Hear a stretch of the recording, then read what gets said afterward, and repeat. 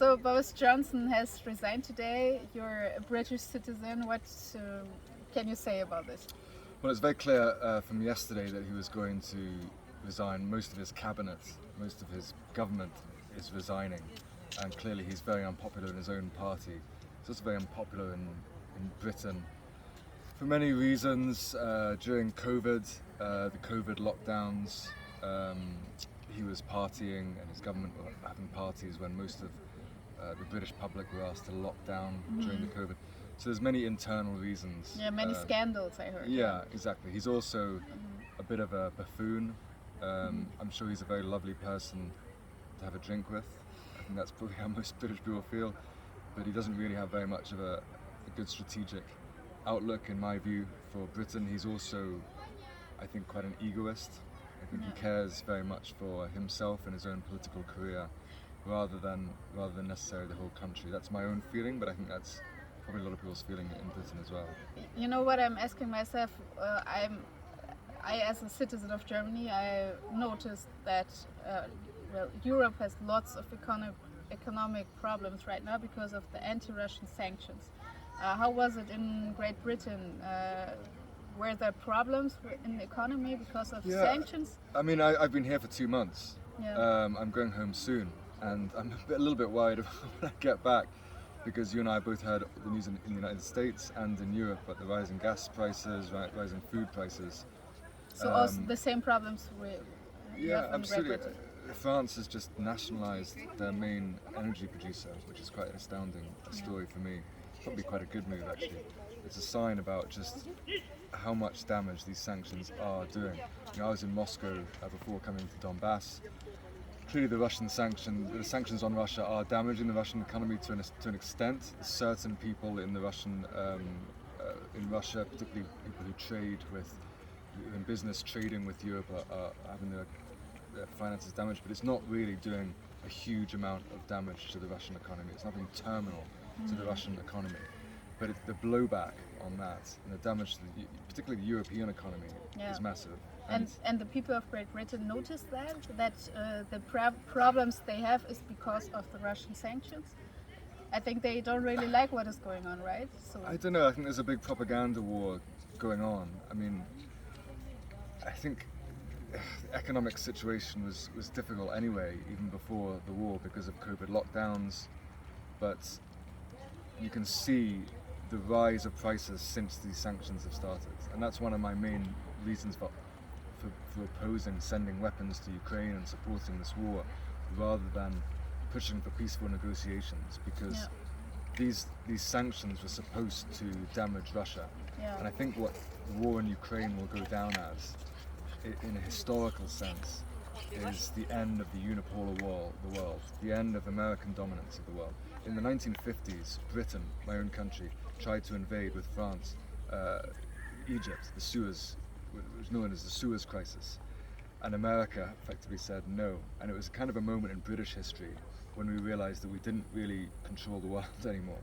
And I think the Ukraine crisis will go down as the end of the unipolar world and the beginning of the multipolar world, in which the United States have tried to put sanctions on Russia, and they've realized that most of the world isn't really with them. Most of Africa is not with them, most of South America is not with them, most of Asia is not with them.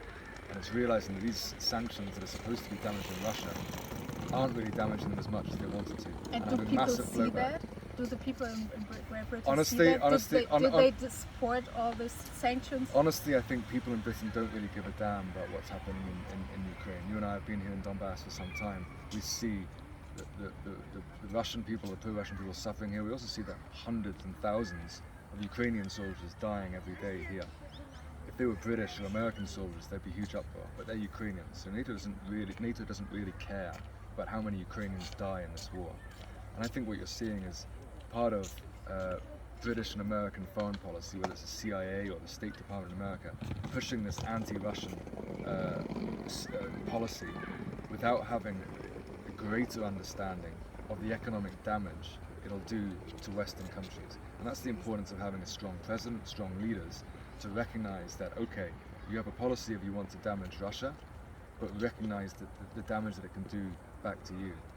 And I think that you're seeing a breakdown of strategic thinking within Western and NATO governments, because I think they've made a massive strategic mistake Yeah. in trying to damage Russian power, putting sanctions on Russia, and now they're having such blowback, and it's damaging Westerners' living standards. And I think it's a strategic mistake for NATO powers to be continuing on this policy, and it's damaging the livelihoods of European people. And do you think the new Prime Minister is going to change that? It won't change. I mean, I'm no fan of Boris Johnson, but who's going to take his place? Even in the Labour Party, Boris Johnson is a conservative. I don't know German politics very well. We have two major parties. Frankly, the leader of the left-wing, so-called left-wing party, it wouldn't change the policy in Ukraine. You've basically got a one-party state, and whoever's going to come after Boris Johnson, the policy on Ukraine is not going to change. The policy on continuing these damaging sanctions is not going to change, in my view. I don't think it will. Even if the other party got in, I think there's an ideological determination from Britain and America, particularly, to support this new Cold War against Russia and China. And what I'm surprised about, actually, is that Germany and France have not said no to this. I think it's in Britain and America's interests to support this, because it damages German and French economy. Britain doesn't really get much oil and gas from Russia. Britain is the German and French economies, they get much more gas, and their economy is going to go down. It may even be a British tactic to damage the European economies, because they're going to be hurt more than British and America. And I'm surprised that the German and French governments are not doing more to secure peace and good relations with Russia. And they're seemingly being ruled by American State Department and even British policy. And that's what shocks me. It's quite embarrassing for me to see British, French and German politicians following Britain and American policy in terms of war in Europe, and it's damaging their living standards. And that's what shocks me. I thought Germany was a powerful state within Europe, and it's questioned my understanding of Germany being the most powerful state in Europe, because right now it looks like Britain and America are the most powerful states in Europe. Actually, it's obvious that the German government knows what they are doing, but the people understand that. They understand that the anti-Russian sanctions are damaging the German economy. And for me, it's shocking that the British obviously don't understand that. Because, or would you say that the resignment of Boris Johnson is also because the people are not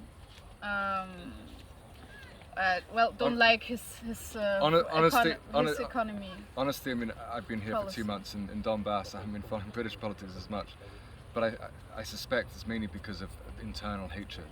But when politicians are unliked, it's economic problems which push things over the edge.